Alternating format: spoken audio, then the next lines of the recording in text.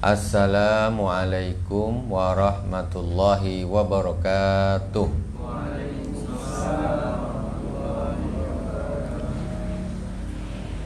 Alhamdulillah, alhamdulillahilladzi an'ama alaina bi ni'matil imani wal islam. Wassalatu wassalamu ala sayyidina wa maulana Muhammadin sayyidil anam wa ala alihi wa sahbihi ya nabi'il ulumi wal hikam. Allahumma salli ala sayyidina Muhammadinil fatihi lima ughliq wal khatimi lima sabaq nasiril haqqi bil haqq wal hadi ila siratikal mustaqim wa ala alihi haqqa qadrihi wa miqdarihil azim. Allahumma salli ala sayyidina Muhammadin tibbil qulubi wa dawaiha wa afiyatil abdani wa shifaiha wa nuril absari wa diyaiha wa ala alihi wa sahbihi wa sallim. Ikhwani fillah hafizakumullah, kaum muslimin dan muslimat di mana saja berada yang dirahmati Allah Subhanahu wa taala. Pada kesempatan malam hari ini kita sama-sama di sini berkumpul bersama. Kita akan sama-sama belajar. Di sini kita insya Allah pada malam hari ini kita akan membuka kajian dari sebuah kitab karangan ulama besar, Hujjatul Islam abad ke-15, Al-Mujaddid, Mujaddid abad ke-15, abad ke-5, yaitu Al-Imam Al-Ghazali. Jadi Mujaddid abad yang ke-5.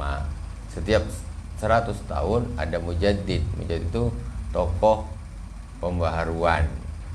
Maksudnya ada seorang ulama yang besar yang dijadikan rujukan di abad tersebut. Pada malam hari ini insya Allah kita akan membuka satu kajian, yaitu kitab Al-Arba'in fi Usuluddin lil Imam Al-Ghazali rahimahullah ta'ala. Jadi ada 40 masalah pokok agama yang akan dibahas oleh Al-Imam Al-Ghazali. Mulai dari akidah. Kita ini urusan akidah ini harus betul. Orang rajin sholat, rajin baca Quran, kalau akidahnya salah, sesat, ya neraka juga akhirnya, ujungnya. Nah, jadi akidah itu sangat penting. Makanya di sini nanti Al-Imam Al-Ghazali rahimahullah ta'ala dia akan menerangkan kepada kita, mengajarkan kepada kita ada 40 masalah yang sangat-sangat pokok dan penting yang kita harus tahu. Nah, selalu dari awal sampai akhir kalau kita betul-betul kita mengkaji kitab ini, maka itu bisa menjadi bekal bagi kita semuanya, ya. Berangkat dari orang yang awam, insya Allah kalau kita betul-betul ini akan bisa menjadikan pedoman kita, ya, untuk kita ini beribadah, mendekatkan diri kepada Allah Subhanahu wa taala. Jadi inti daripada 40 masalah pokok ini diantaranya 10 masalah akidah, kemudian 10 masalah ibadah-ibadah zahir, masalah sholat, puasa, zakat, itu ada 10. Kemudian masalah akhlak atau tasawuf, ya, itu juga termasuk pembahasan di antara 40 masalah yang sangat penting ini. Jadi jangan kalau kita ngaji tidak berurut, nanti ada suatu hal yang tertinggal. Kita tak tahu. Ada orang ngaji masalah bid'ah aja, sampai mati belajar bid'ah saja. Macam Islam ini isinya bid'ah aja, tak ada lain, bab lain tak ada. Bab sabarnya mana, bab tawakalnya mana, bab mahabbahnya, cinta mana, mana bab yang lain di mana, bab akhlaknya mana. Jadi Islam ini seolah-olah hanya isinya satu pembahasan saja, kullu bid'atin dhalalah wa kullu dhalalatin finnar. Nah, ini jangan kita, mohon maaf ya, kita belajar ini harus mencakup kemana-mana ya. Kalau kita belajar hanya terfokus kepada satu titik, satu poin saja yang seperti itu, nanti umur kita ini hanya habis untuk menyalahkan orang lain. Nah, jadilah seperti orang yang menaiki tangga. Jangan hanya suka komplain saja, tapi dia di bawah. Kawan ini naik tangga, itu kakinya salah tuh, tangannya pegangnya salah tuh, ini nih, pegangnya ke sini salah tuh, salah tuh. Dia dari bawah komentar, kritik orang terus. Tapi tak naik-naik dia. Nyalahkan orang ini naik terus menuju kepada Allah Subhanahu wa taala. Ibaratnya naik tangga ke atas. Jadi kalau tukang menyalahkan orang lain, mengkritik orang lain, padahal belum tentu yang dijadikan, yang dikritik itu adalah suatu hal yang salah. Kadang-kadang yang salahnya yang mengkritik. Jadi selagi hal itu berupa ijtihad, maka kita tidak bisa mengatakan kami 100% benar, mereka 100% salah. Al-Imam Syafi'i rahimahullah ta'ala mengatakan, pendapat kita ini benar, tetapi ada kemungkinan salah. Kata Imam Syafi'i, pendapat orang lain itu salah, tapi ada kemungkinan benar. Ini namanya orang yang tidak fanatik. Nah, jadi kalau masih ada membuka satu kesempatan, lowongan kebenaran datang dari orang lain. Ini kalau sudah pendapat dari syekhnya, imamnya, berarti yang lain mesti salah, harus dibuang. Belum tentu. Syekh itu manusia biasa. Imam itu bukan nabi. Jadi dia ada kemungkinan salah. Ulama itu berjumlah sangat banyak sekali. Jangan kau cuma ambil 2-3 orang saja. Imam Ibn Taimiyah, Imam Ibn Jauzi, bin Baz, bin Utsaimin, Albani, itu saja lain itu semua salah, semua sesat. Jangan begitu. Ulama itu sangat banyak. Jadi kita nih harus mengkaji dari berbagai arah. Kita pelajari juga. Jangan hanya satu arah dengan kefanatikan. Kita yang akan rugi nanti. Kita di sini akan belajar dengan Al-Imam Al-Ghazali. Imam Al-Ghazali ini termasuk ulama min auliyaillah ta'ala. Wali daripada walinya Allah Subhanahu wa ta'ala. Orang alim dari sisi ilmu zahir, tapi juga seorang yang sufi. Kita bilang Imam Ghazali ini sufi, ahli tasawuf, seorang wali daripada walinya Allah Subhanahu wa taala. Juga masalah ilmu akhlak, ilmu batin. Akhlaknya bagaimana kita melihat kitab Ihya Ulumuddin. Jadi kalau nanti di sini kitab Al-Arba'in ini yang diterangkan oleh Imam Ghazali ini mencakup semuanya, mulai dari akidah, macam mana keimanan kita kepada Allah Subhanahu wa taala ini. Sekarang ini kok bingung, yang betul nih yang mana Allah ini di atas langit atau di bawah langit atau di dalam bumi atau di mana atau di mana-mana, mana yang betul? Nah, ini kan masalah sekarang nih. Aina Allah fis sama. Di mana anak kecil-kecil ditanya, di mana Allah di langit. Nah, jadi sekarang ini itu yang paling banyak viral. Maksudnya paling kita kalau sering kita buka share-share dari mana-mana, kebanyakan yang seperti itu. Di mana Allah di langit. Ar-Rahmanu 'alal arsy istawa. Secara bahasa, secara harfiah, Ar-Rahman yaitu Allah, yang Rahman itu bersemayam di atas aras. Itu secara bahasa, letter luck-nya begitu. Dan ini menjadi satu perbedaan pendapat para ulama. Jadi ulama ada yang mengatakan, ya sudah, namanya di Al-Quran disebutkan istawa alal arsy, ya berarti bersemayam di aras, sudah, tidak usah macam-macam, apa adanya saja. Allah yang ngasih tahu kok, ada yang mengatakan begitu. Sementara sebagian ulama lain, Ahlussunnah wal Jamaah, ya, ini mereka mengatakan summa stawa alal arsy. Nanti kita akan masuk sebetulnya, pelajaran ini hanya sebagai mukaddimah aja. Itu mereka tidak memvonis langsung seperti itu, tapi mereka menyerahkan ala muradillah. Yang dimaksud kemudian Allah bersemayam di atas aras, itu ala muradillah, itu seperti apa yang Allah maksud. Maksudnya kita ini tak tahu. Wallahu a'lam. Yang dimaksud Allah ini apa? Nah, ini namanya tafwid, memasrahkan arti ini kepada Allah Subhanahu wa taala. Jadi dia mengatakan Allah berarti Allah di langit. Nah, begitu. Itu namanya mengartikan secara letterlah. Kalau ulama-ulama salaf terdahulu, mereka mazhabnya dua, tafwid dan takwil. Tafwid itu memasrahkan urusan arti maksud itu kepada Allah Subhanahu wa taala. Jadi tidak mengartikan apa adanya. Karena Al-Qur'an itu termasuk karya sastra yang sangat-sangat tinggi. Jadi ada satu perbedaan lagi di antara para ulama mengatakan Al-Qur'an itu di dalam Al-Qur'an ada majaz apa tidak. Itu akan menjadi perbedaan pendapat. Ada yang mengatakan tidak ada majaz, ada yang mengatakan ada majaz. Majaz itu maksudnya perumpamaan.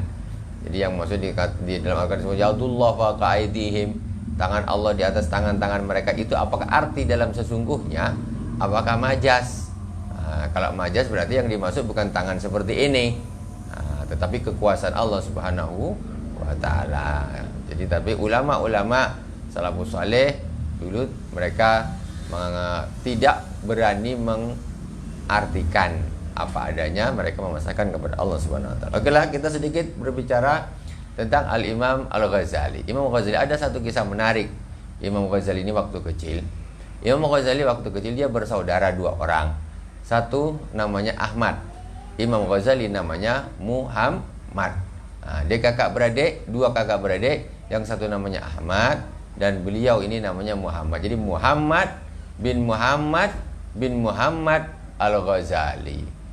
Anaknya namanya Muhammad, bapaknya nama Muhammad, kakeknya juga namanya Muhammad Al-Ghazali. Tengok kita siapa yang nanti punya anak kasih nama sama. Siapa? Sanjaya. Anaknya Sanjaya, nanti cucunya Sanjaya lagi. Jangan Sanjaya lah, ganti. Ini contoh, maksudnya ulama terdahulu mereka itu mempercayai keberkahan di antara dengan nama tersebut. Karena ini namanya, yang terkenal apa? Imam Ghazali. Imam Ghazali terkenalnya. Sampai orang tak tahu namanya aslinya siapa? Muhammad. Ada yang lebih lagi dari itu, yang lebih samar lagi, Imam Syafi'i. Imam Syafi'i siapa namanya? Muhammad. Imam Syafi'i itu namanya Imam Muhammad. Imam Syafi'i itu siapa? Muhammad bin Idris. Ayahnya namanya Idris. Nama Nabi juga. Tapi begitu masyhurnya Imam Syafi'i ini, orang Imam siapa? Imam Syafi'i. Sampai namanya itu aslinya siapa? Tak tahu. Namanya aslinya Muhammad. Muhammad bin Idris Asy-Syafi'i. Jadi kita di sini akan sedikit bercerita tentang Al-Imam Al-Ghazali rahimahullah ta'ala untuk mendapatkan juga keberkahan daripada cerita orang yang soleh. Kalau kita bercerita tentang orang soleh, kita akan mendapatkan satu rahmat yang banyak dari Allah Subhanahu wa taala. Inda dzikris salihin tatanazzalur rahmat. Ketika disebut cerita orang-orang yang soleh, maka rahmat-rahmat Allah akan bertubi-tubi turun. Imam Ghazali punya seorang saudara namanya Ahmad, dan beliau ini anaknya tukang tenun. Ayahnya ini seorang tukang tenun. Dan Imam Ghazali ini ternyata dua beradik ini ketika beliau masih kecil kemudian ditinggalkan ayahnya. Ayahnya meninggal ketika Imam Ghazali masih kecil bersama saudaranya si Ahmad ini. Akhirnya ayahnya tadi dengan sedikit harta warisan itu berwasiat kepada saudaranya, kepada pamannya Imam Ghazali, agar hartanya ini digunakanlah untuk belajar kedua anaknya ini tadi. Jadi kalau saya meninggal nih, tolong harta warisan saya nih, dia kepada saudaranya, ayahnya si Imam Ghazali, tolong ini diinfakkan untuk dua anak saya ini, Ahmad dan Muhammad. Semuanya disuruh pergi mondok, semuanya suruh pergi belajar. Akhirnya namanya duit digunakan untuk mondok, ya. Tak ada pemasukan, lama-lama habis. Bapak dah tak ada, duitnya habis. Akhirnya Imam Ghazali dan saudaranya Ahmad ini akhirnya masih ingin menuntut ilmu. Cuma macam mana nih, tak ada duit. Akhirnya kata Imam Ghazali, Imam Ghazali mencari satu madrasah yang di situ tuh gratis, makan gratis, tinggal gratis. Jadi akhirnya Imam Ghazali memang datangnya karena gratisnya, karena ini pengakuan beliau sendiri. Kata beliau di dalam satu perkataannya yang masyhur, talabtul ilmu li ghairi, talabtul ilma li ghairillah, fa abal ilmu illa ayyakuna lillah. Kata Imam Ghazali, pertama saya ini menuntut ilmu itu karena selain Allah. Maksudnya selain Allah apa? Imam Ghazali ketika dia ditinggalkan ayahnya, nggak ada yang untuk makan. Ini macam mana aku nak makan? Udahlah cari madrasah yang gratis saja, cari pondok yang gratis biar bisa makan gratis. Makanya kata Imam Ghazali, saya ini menuntut ilmu pertama ini tidak karena Allah. Karena apa? Karena makan gratis. Tapi kata beliau, fa'abal ilmu illa ayakuna lillah. Tetapi ternyata ilmu itu enggan kecuali dituntut hanya karena Allah Subhanahu wa ta'ala. Ilmu itu tak mau dia dituntut, pokoknya harus karena Allah. Kalau tidak karena Allah tak bisa masuk ilmu itu. Makanya pertama memang Imam Ghazali belajar itu karena seperti itu, tetapi ilmu itu tidak mau dituntut kecuali karena Allah Subhanahu wa ta'ala. Akhirnya Imam Ghazali ini diberi hidayah oleh Allah Subhanahu wa ta'ala, ya. Kemudian akhirnya niatnya ini memang berganti murni lillahi ta'ala, bukan karena nak makan gratis.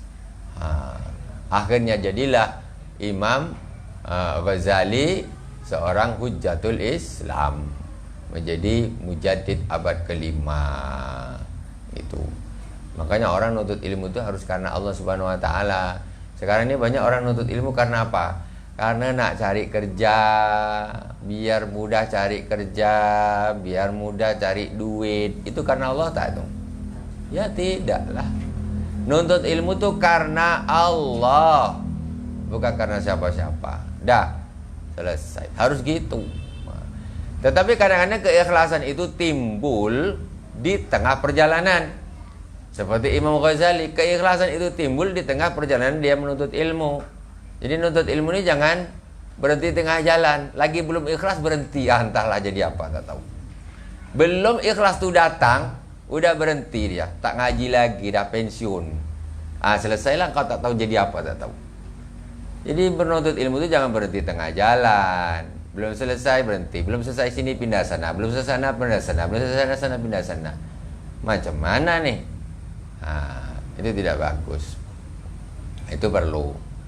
Jadi orang menuntut ilmu itu insya Allah Allah Subhanahu wa ta'ala nanti kalau yang penting istiqomah insya Allah keikhlasan itu akan datang. Karena orang itu mulia karena ilmu kok. Mulia karena harta itu semu. Mulia karena harta itu semu. Cuma kadang-kadang kita nih, kebanyakan banyak orang awam ini kadang-kadang lebih bertawaduk kepada orang yang banyak hartanya daripada orang soleh, daripada yang ilmu. Kalau orang kaya suruh dia siap, langsung. Apa disuruh? Siap. Masuk longkang, masuk. Kamu tahu. Masuk got, masuk. Ini. Jadi yang seperti ini satu hal yang tidak baik. Sering saya sampaikan. Jadi jangan sampai kita ini tawaduknya salah. Kita bertawaduk kepada orang yang bukan tempatnya. Ini salah. Man ata ghaniyan li ghina faqad dhaba sulusadini. Orang siapa yang datang kepada orang kaya karena kekayaannya, maka 2/3 agamanya hilang. Ini salah, tawaduknya salah. Begitulah diantaranya sedikit kisah Imam Al-Ghazali rahimahullah ta'ala waktu kecil. Jadi himmah Imam Ghazali itu jadi hujatul Islam karena apa? Belajar. Karena belajar dia, bukan karena main futsal tahu jadi imam hujatul Islam. Apa benda paling yang ada kaki engkau patah. Itu aja. Tak ada cerita. Main game. Blank otaknya. Mana bisa jadi imam? Imam gamer jadinya. Tak ada cerita. Tak begitu. Itu orang-orang yang lalai. Hanya kebahagiaan sesaat saja. Enak sekarang tapi menyesal kemudian. Yakinlah. Maka ada sebuah syair mengatakan, wa man fatahu ta'limu waqta syababihi fakabbir alaihi arba'an li wafatih. Barang siapa yang terlewatkan olehnya belajar di waktu muda, maka takbirlah baginya 4 kali karena dia sebenarnya sudah mati. Orang bodoh itu hakikatnya orang dah mati. tapi dia masih bisa main futsal. Itu bedanya. Mayat main futsal itulah orang-orang bodoh tak ngaji, entah apa dibikin dia. Sampai tua bodoh. Nah, ini kata ulama itu gitu. Wa man fatu ta'limu waqta syababi fakabir alaihi arba'an. Bertakbirlah kau 4 kali. Liwafati, karena sebetulnya dia sudah mati. Kalau dah tua, nak ngapa? Nak ngapalkan, ujungnya hafal, awalnya lupa. Diterangkan. Pas nak ngaji ni namanya dah tua, dah onderdil ni dah lemah, semua ngantuk, tak faham, penat ustaz ngajarkan. Jadi susah. Waktu muda macam gini inilah yang nak hafal dihafalkan, yang belajar dibelajarkan. Iza asyraqat bidayatu asyraqat nihayatuh. Kalau awalnya bersinar, akhirnya insya Allah bersinar. Itu. Umpamanya kok nanti umur kalian berapa, umpamanya kita tidak berharap. Umur 40 ke berapa ke, ada belok-beloknya sikit. Tapi kalau kalian waktu muda ini kalian betul-betul kalian niatkan betul belajar, itu insya Allah nanti akan balik semula. Menjelang mati, itu akan kembali lagi menjadi orang-orang yang lurus. Nah, ini perlu. Kemudian masalah belajar, anak-anak muda sekarang himmah belajar itu harus ditunjang, harus diarahkan di hal-hal yang betul. Di hal-hal yang betul, jangankan asal belajar aja sembarang-sembarang. Maksudnya nih mencari guru juga harus betul-betul. Karena orang awam ini kadang-kadang namanya masih awam, dia tidak tahu mana yang seharusnya dituntut, mana yang seharusnya dihindari. Nah, akhirnya karena pergaulan larinya tergantung kawannya siapa. Akhirnya salah pilih kawan, ya, salah pilih guru. Bahaya sekali. Karena apa? Karena dulu yang membunuh Sayyidina Ali karramallahu wajhah itu juga orang yang rajin sholat, orang yang rajin baca Quran. Yang bunuh Sayyidina Ali itu bukan penjahat, tukang mabuk, tukang zina, tukang judi, penjahat, perampok, bukan. Itu orang yang rajin sholat, rajin baca Quran, bahkan hafiz Quran, suka di masjid, tapi salah guru.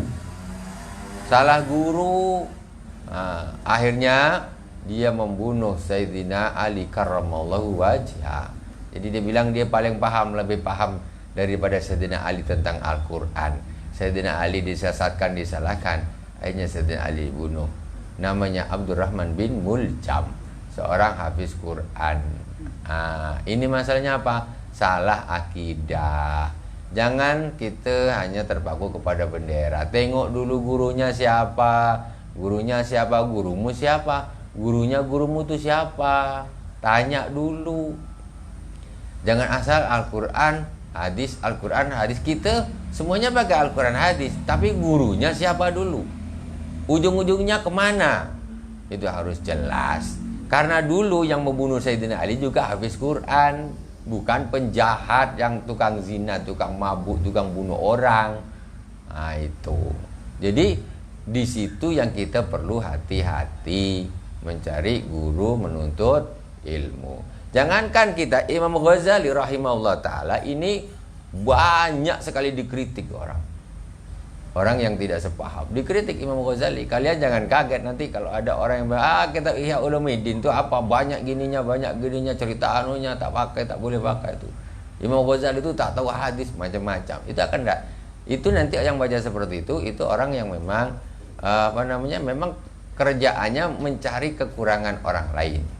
Imam Ghazali, namanya manusia mesti ada kekurangan, tetapi untuk urusan kesolehannya, ilmu syariatnya, tentu ya sedikit-sedikit tentu ada kekurangan, namanya manusia. Tetapi itu bukan berarti Imam Ghazali ini berarti bukan harus ditinggalkan, dicela dan dihujat, bukan harus diremehkan, tidak sama sekali. Kita tidak ada apa-apanya dengan beliau. Okelah, kita lanjutkan. Jadi nanti ini akan ada bagian-bagian. Ada pertama ini adalah tentang masalah akidah, terpenting, dasar, asas. Karena orang selamat itu akidah Kita ini namanya usuluddin. Usuluddin itu pokok dasar agama. Harus betul dulu. Harus betul dulu. Iman kita kepada Allah macam mana, kepada hari kiamat macam mana, kepada Nabi, kepada Rasul macam mana. Macam mana tuh yang betul tuh? Macam mana yang betul? Jangan kadang-kadang kita nih ikut-ikutan saja, baca sana, baca sini, akhirnya kita simpulkan sendiri.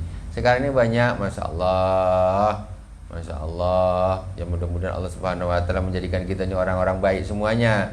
Kadang-kadang kita nih mengambil satu sikap itu ditimbang pakai diri sendiri, tidak mengacu kepada seorang pendidik, seorang murabi. Tak tanya dulu gini nih boleh tak Ustadz, gini nih boleh tak Buya, gini nih dosa tak, boleh tak, macam ini. Jangan dipikir sendiri. Akhirnya ikut tren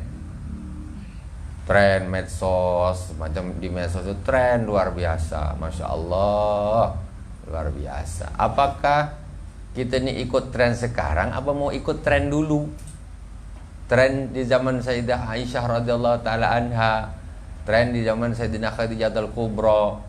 Kalau para sahabat nak ketemu, nak berbicara dengan istri-istri Rasulullah tuh min wara'i hijab, di balik hijab. Jadi betul-betul privasi. Seorang istri, seorang wanita itu betul-betul privasi.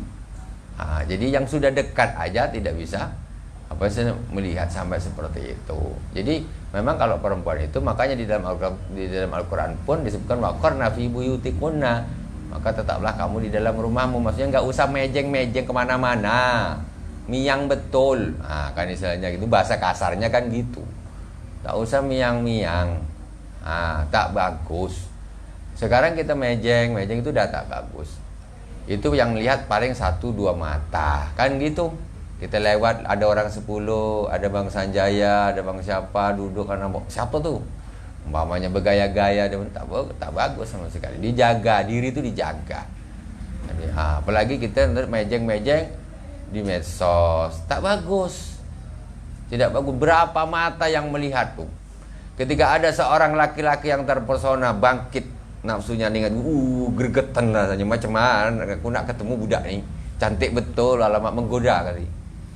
Ini dosa nih. Kayak gitu, bukan tidak dosa. Jadi sekarang ini astagfirullah semua astagfirullah. Itu yang seperti itu harus dijaga.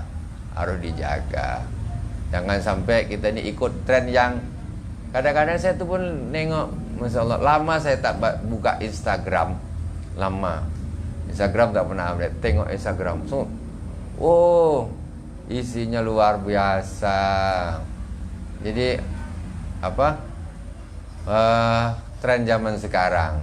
Jadi mejengnya banyak sekali mejeng. Jangan gitulah. Jangan gitu, tak bagus. Tidak bagus. Dijaga dirinya, dijaga. Jangan sampai dipamer-pamerkan macam gitu, tak bagus. Kebanyakan kalau begitu karena orang awam lebih banyak. Kita ini nak nyontoh yang bagus ke nak nyontoh yang tak bagus, kan gitu saja urusannya itu. Kalau di hadapan kita nih, kita punya 2 pilihan. Kita nak pilih yang bagus atau pilih yang tidak bagus. Pilih akhlak yang bagus atau nanti kita akan sampai kepada bab akhlak. Oleh Imam Ghazali bagaimana seharusnya yang seperti itu. Itu harus dijagalah. Ya, apalagi pergaulan anak-anak muda, dah tahulah tuh tak bagus. Tapi memang kebanyakan orang gitu macam mana. Terserah nak ikut yang kebanyakan, kena ikut yang betul. Ini memang susah. Masih muda, masih suka mejeng, masih suka kenalan laki-laki perempuan. Emang susah. Tapi paling tidak tahulah bahwa kita itu merasa bahwa itu adalah satu kesalahan dan itu adalah satu dosa. Jangan sampai dosa tak dianggap dosa, ini susah. Nak sembuhnya susah. Paling tidak begitu itu minimal. Itu tak baik. Itu harus. Jangan menganggap itu suatu yang tak apa-apa. Padahal itu adalah suatu perbuatan yang tidak baik. Minimal begitu. Akuilah kalau itu tidak baik. Akuilah kalau itu dosa, sehingga kita bisa berubah. Orang kenapa tidak bisa berubah? Karena dia melakukan satu hal yang tidak baik, tapi dia bilang itu baik. Nah, ini masalah. Itu yang jadi masalah. Jadi kita nanti akan sama Imam Ghazali rahimahullah taala, kita akan nanti juga akan dituntun tentang masalah akhlak. Jadi untuk masalah akidah, al-fasl al-awwal, bismillahirrahmanirrahim, qala al-Imam Ghazali rahimahullah taala wa nafa'ana Allah bi ulumi fid darain. Al-fasl awal fi jumalil ulum wa usuliha al-aqaid. Tentang masalah akidah. Al-aqaid jamul aqidah. Di dalam masalah akidah ini yang akan kita bahas al-asl al-awwal, asal yang pertama tentang fidzat, yakni zatillah subhanahu wa ta'ala, tentang masalah zatnya Allah subhanahu wa ta'ala. Zatnya Allah ini akan dibahas nanti, maksudnya macam mana sikap kita, iman kita kepada Allah tentang berhubungan tentang masalah zat. Kemudian al-asl al-tsani fi taqdis, yaitu asal yang kedua, pokok pembahasan yang kedua tentang masalah at-taqdis, mensucikan Allah subhanahu wa ta'ala. Kemudian fil qudrah, fil ilm, masalah kudrah kekuasaan Allah, fil ilmi, masalah ilmu Allah subhanahu wa ta'ala, fil iradah, fil sam'i wal basar, fil kalam, fil af'al, fil yaumil akhir, wa fin nubuwah yang terakhir, pokok yang terakhir tentang masalah kenabian. Ini 10 pokok yang akan kita bahas di bagian yang pertama. Jadi bismillah, insyaallah pada malam hari ini kita akan masuk kepada al-asl al-awwal. Pembahasan yang pertama yang harus kita tahu, yaitu al-asl awal fi dzat, menerangkan tentang zat Allah subhanahu wa ta'ala. Bismillahirrahmanirrahim. Qala al-Imam al-Ghazali rahimahullah ta'ala wa nafa'ana Allah bi wa bi ulumi fid darain. Amin. Fa naqulu alhamdulillahilladzi ta'arrafa ila ibadihi bi kitabil munsal ala lisani nabiyil mursal bi annahu fi dzati wahidun la syarikalah. Segala puji bagi Allah subhanahu wa ta'ala yang telah mengenalkan diri kepada hamba-hambanya dengan kitabnya yang diturunkan. Maksudnya kita dikenalkan Allah subhanahu wa ta'ala dengan Al-Quran. Kita tidak tahu, kalau tidak ada Al-Quran, tidak ada Nabi, nggak ada utusan, kita tak tahu Tuhan kita tuh siapa, tak tahu. Sehingga Al-Quran menunjukkan kita ini punya Tuhan, yaitu Allah subhanahu wa ta'ala. Berangkat dari apa kabarnya? Dari Al-Quran dan dari Rasulullah sallallahu alaihi wasallam. Kalau tak ada itu, kita tidak tahu, karena tidak ada kabar atau tuntunan dari Allah subhanahu wa ta'ala. Jadi kita ini pandai itu memang Allah yang ngasih tahu. Ala lisani nabiyil mursal, melalui lisannya Nabi Muhammad sallallahu alaihi wasallam yang diutus.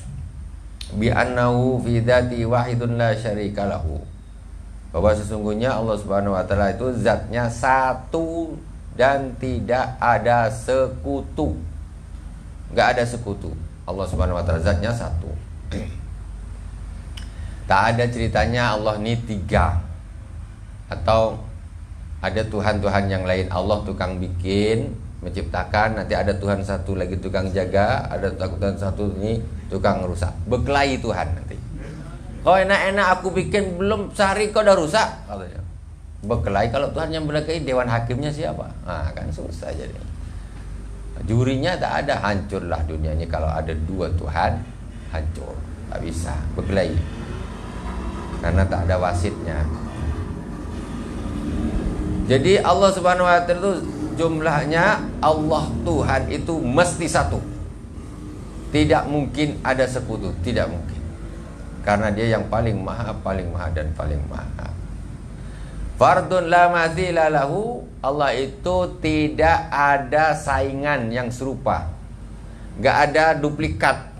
Ada satu zat lain yang kemampuannya sama seperti Allah, bisa menciptakan manusia, bisa menciptakan langit, bisa tak ada cerita. Nanti ada dunia tandingan sebelah sana. Tuhan sana bikin alam sendiri, Tuhan sini bikin alam sendiri. Tak ada, pokoknya cuma satu saja.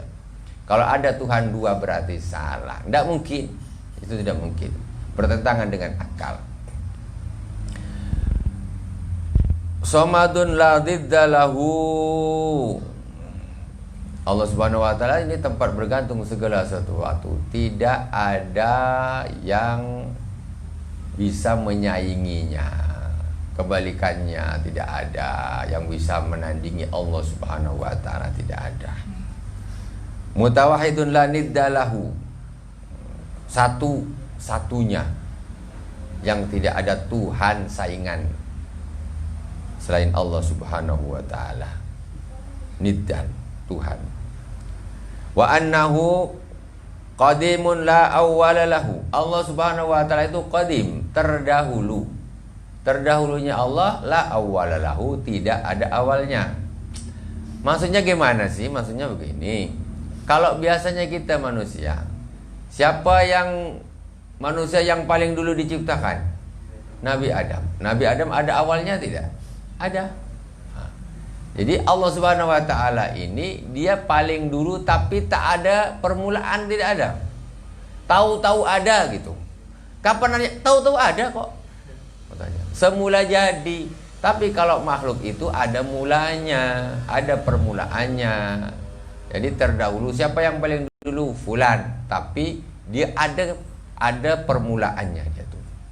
Jadi bukan semula jadi ada. Bumi sudah mulai dulu ada, tapi ada permulaannya. Matahari itu tidak semula jadi.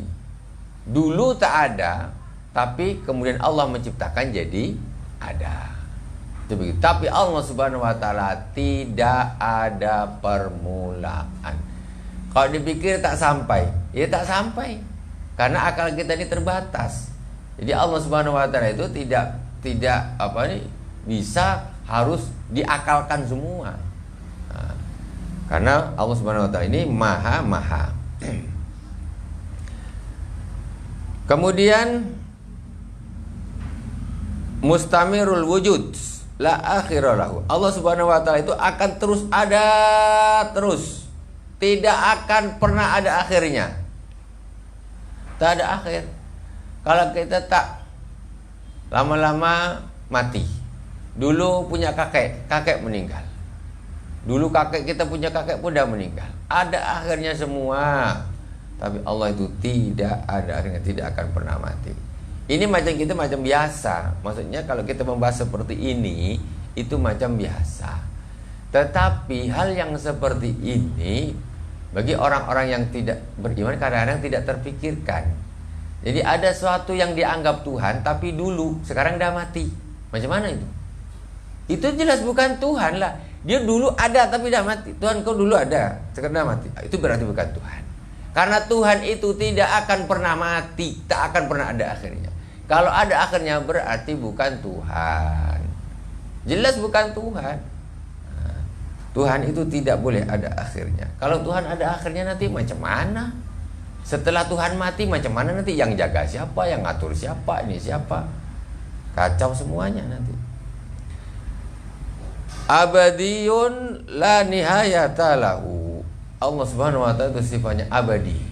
Tidak ada akhirnya sama sekali. Pokoknya ada terus, tak akan pernah tidak ada. Kalau kita tak dulu bayi, naik jadi anak kecil, jadi remaja, ya. Yang sekarang remaja besok jadi orang tua, besok mati jadi kakek-kakek mati. Terus berjalan seperti itu. Itu makhluk. Qayyumun lan kita Allah Subhanahu wa taala qayyum. Qayyum maha berdiri. Maksudnya Allah tetap terus. Allah Subhanahu wa taala tidak akan pernah ada. Maksudnya nih macam kita nih kadang-kadang berdiri, kadang-kadang duduk, kadang-kadang baring. Maksudnya kita ini kadang-kadang sifat kita ini berubah-ubah. Kalau Allah itu tidak ada perubahan. Begitu terus lang kita tidak ada putus-putusnya, nggak ada. Kalau kita ini kadang-kadang rajin, kadang-kadang malas, kadang penat dan lain sebagainya. Allah tidak begitu sama sekali. Daimun lan sirama lahu. Allah itu daim, yaitu langgeng. Daim yaitu abadi, tetap, tetap, tidak berkurang, tidak berubah. Insiram, tidak berkurang, tidak berubah, tidak lenyap, tidak lenyap. Nah, sekarang sekuat-kuatnya gunung, suatu hari dia akan lenyap, dia akan musnah. Allah tak akan pernah lenyap, tak mungkinlah Allah itu lenyap. Lam yazal wa la yazalu mausufan binu'util jalal. Allah Subhanahu wa taala selalu bersifat dengan sifat keagungan. La yuqda alaihi bil inqidha wal infisal bitasarrumil amal. Allah Subhanahu wa taala tidak akan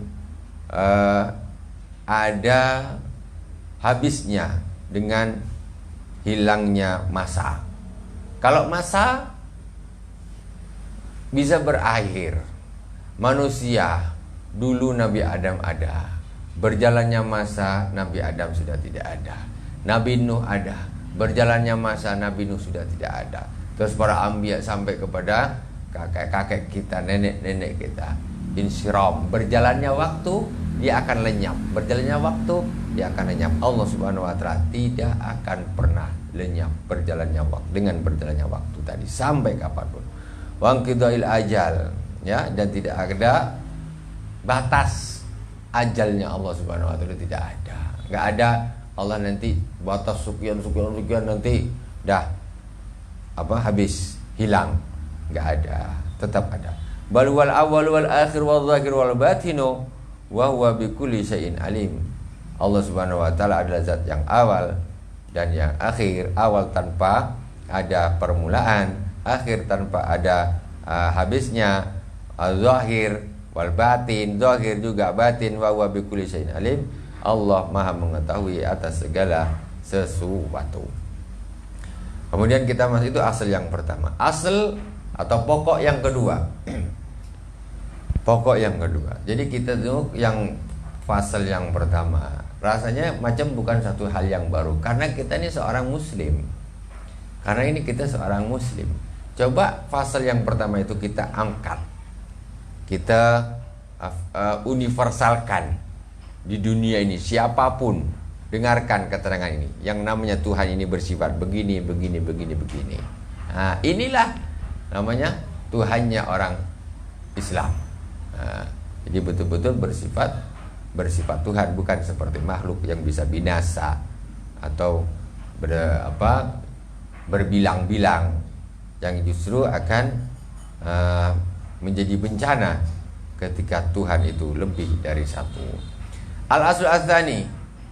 Pukul berapa sekarang nih? Pekerjaan kita sekitar 45 menit. Oke. Fasal yang kedua kita masuk sedikit. Al-aslu ats-tsani, yaitu asal yang kedua fit taqdis, yaitu tentang mensucikan Allah Subhanahu wa taala. Mensucikan Allah Subhanahu wa taala. Wa annahu laisa bijismin musawwar wala jauharun mahdudun muqaddar. Allah Subhanahu wa taala itu bukan jisim yang dibentuk. Allah Subhanahu wa taala itu bukan jismun musawwar. Jisim ini seperti kita nih, bisa dipegang. Ada kulitnya, ada kukunya, ada jarinya, bisa dipegang gini. Ditempelin kena pipinya. Oh, ini namanya jisim, bisa dipegang. Musawwar, ini bisa dibentuk, ada bentuknya. Allah Subhanahu wa taala itu bukan jisim seperti kita dan bukan berbentuk seperti kita. Itu sifat-sifat makhluk. Jadi jangan berpikir Allah Subhanahu wa taala itu berkaki dua, bermata dua, berdiri dan lain sebagainya. Nah, memang di dalam Al-Qur'an disebutkan yadullah fawqa aydihim, tangan Allah di atas tangan mereka.